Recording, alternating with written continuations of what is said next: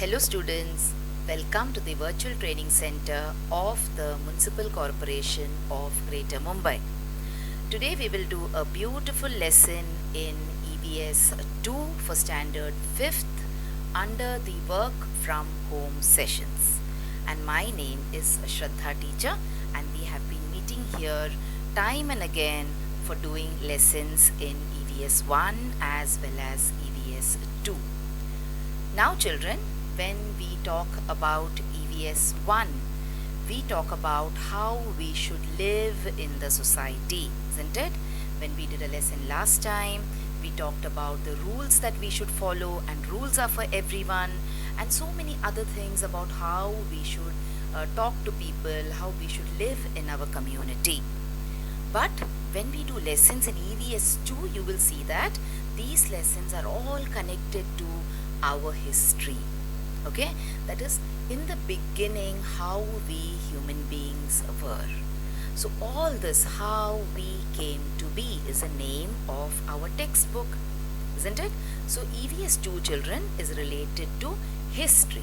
So now when you grow up a little bit more and when you go to Standard 6th, we will start learning EVS 2 as history. Okay, so today what are we going to learn about? Today we are going to learn about history of the life on earth. Okay, life on earth means what? We will talk about how we people came into existence. Okay, so you can see this earth here, beautiful planet. It is called as the blue planet, it is called as the water planet. Okay, our earth has got many different names. Why is it called the water planet? Because there is water on the earth, and this water appears blue if you look at it from outer space, isn't it?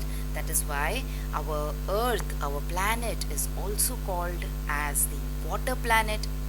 But now children, we will try and see how this entire system, that is how this earth, which is a planet, and 7 other planets, that is partners of the earth in the solar system, how they came into existence. Okay, so there are many important and there are many interesting things that we will learn today.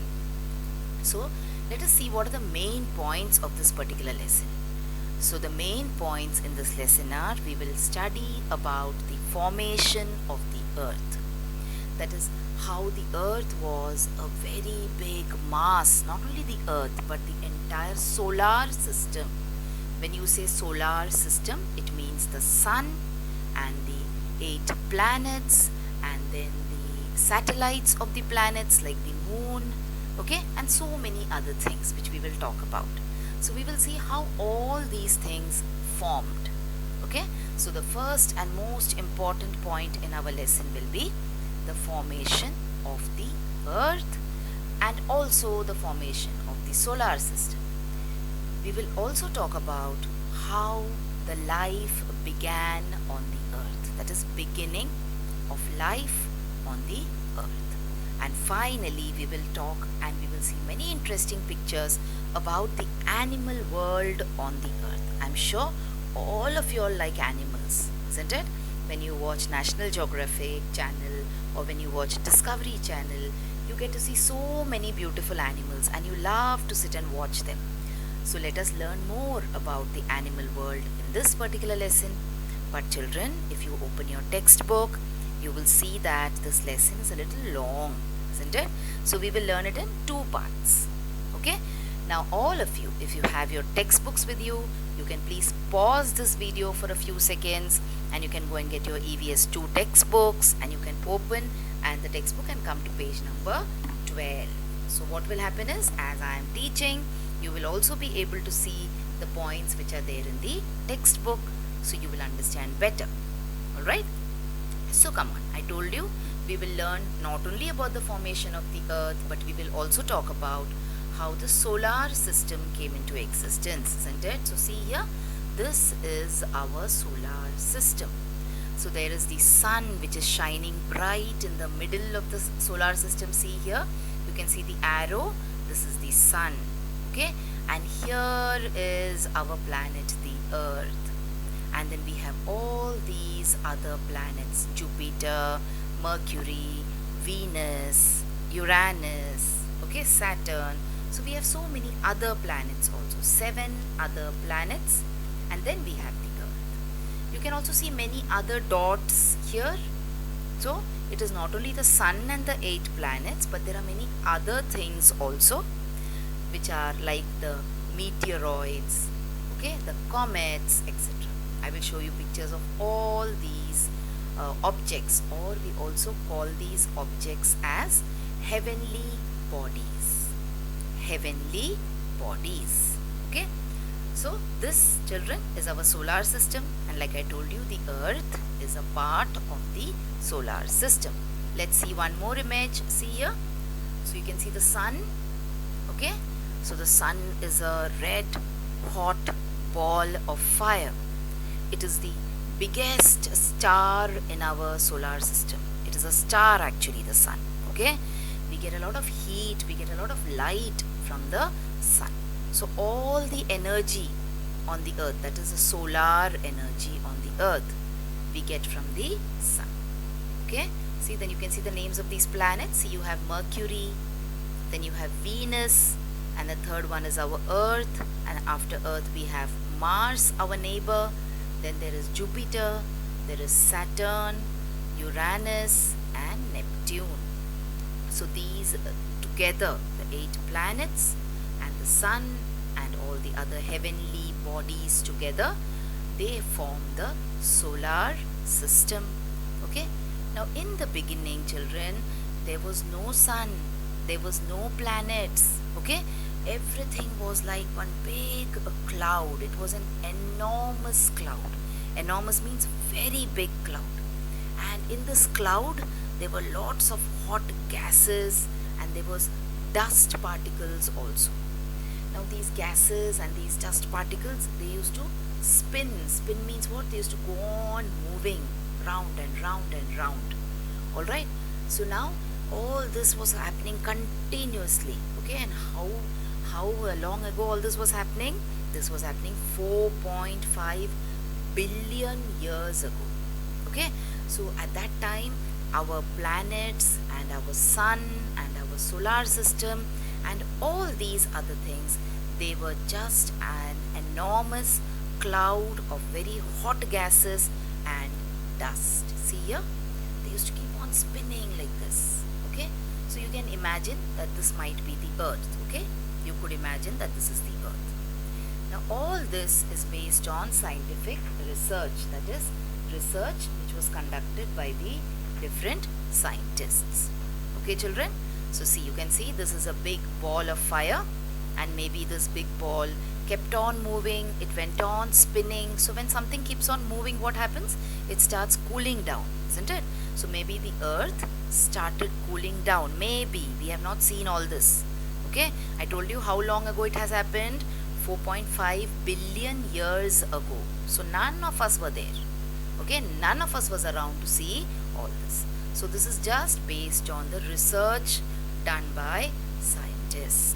Okay, and then because of this great speed of spinning, because the spinning was happening at great speed, then what happened is this dust started getting divided into smaller pieces. Can you see here? See, this is the big ball of dust, and because of the spinning, it started getting divided into smaller pieces like this and smaller systems, and thus the Sun and the 8 planets were created. So now you know how our Sun, how our 8 planets, and how our solar system was born. This is the story of the birth of the solar system. And then we had a beautiful solar system with the Sun, with the 8 planets and many other heavenly bodies. See, slowly you can see the image of the solar system which I showed you in the beginning, and this image, it is a little bit coming to place. Okay, something in the center and other things going around it. But remember, children, this did not happen overnight. Overnight means this did not happen quickly.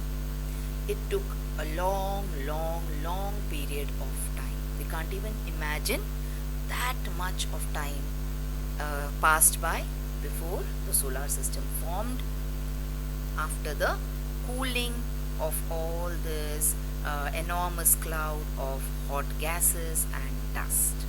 Alright, and then children, life started forming on the earth. Formation of life on the earth started happening. So imagine if it was like this, if the earth was like this, there could be no life present on it. Why? Because it is very hot, isn't it? But when the earth started spinning and it started cooling, and when it became like this, then slowly and slowly life started forming on the earth. And it is said that the first life on the earth appeared in water. Okay, and the second most important thing is, among all these planets that we talked about till now, life is known to exist only on the earth. Okay, so these are two important points that you should remember, that life exists only on the earth. We do not know till now about life existing on any other planet. And the second thing is, it is said that the life started forming in water. Okay, so now you see how the earth was. Like this it was, and then it became like this, and slowly there were many other things also which formed. For example, we have these satellites. So what are satellites? Satellites are a small heavenly body which revolves around a bigger heavenly body. So the moon is a satellite of the earth. Okay, so many satellites started forming like this, and then we had comets. Now what is a comet? A comet is a broom shaped heavenly body. Broom, you know, jhadu, okay, with which we use a jhadu to clean our house, to sweep our houses. So the you can say the comet is a broom shaped heavenly body. Okay, I explained the term heavenly body to you many times. All these things are heavenly bodies. Alright, and then you have the meteoroid. See here, this is a meteoroid. Then we had asteroids. So these are all the members of the solar system family.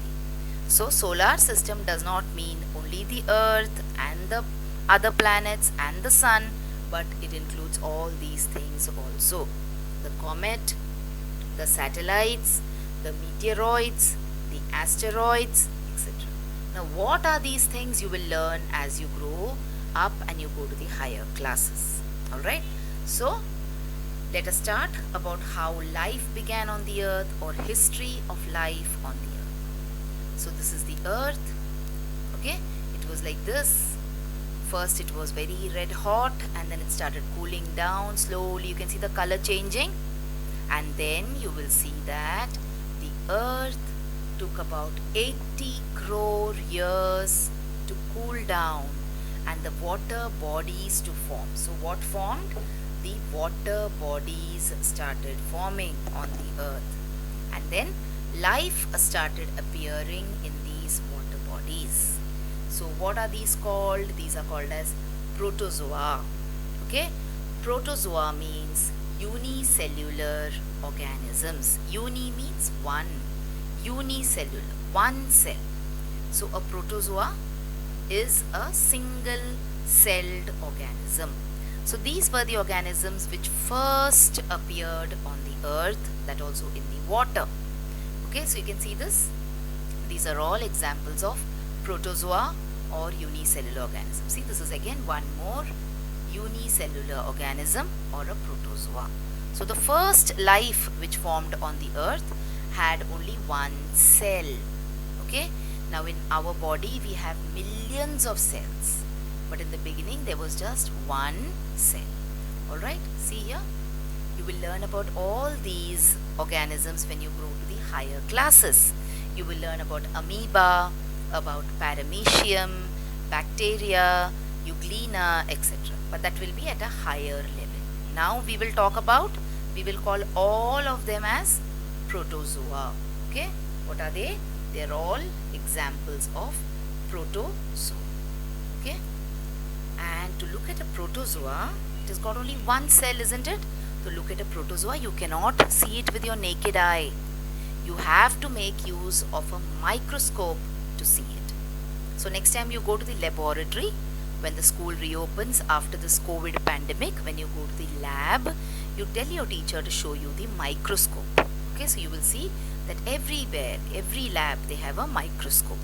So what do you see? You observe these unicellular, very small particles under the microscope. Okay. So the protozoa is very tiny because it has got only one cell, and therefore you cannot see it with the naked eye. Alright. So these are all examples of unicellular organisms or protozoa. Slowly these unicellular organisms started multiplying, they started growing, and then we had the multicellular organisms. Multicellular organisms means organisms with more than one cell. So you have the lion, you have the beetle, you have trees. All these are living things, isn't it?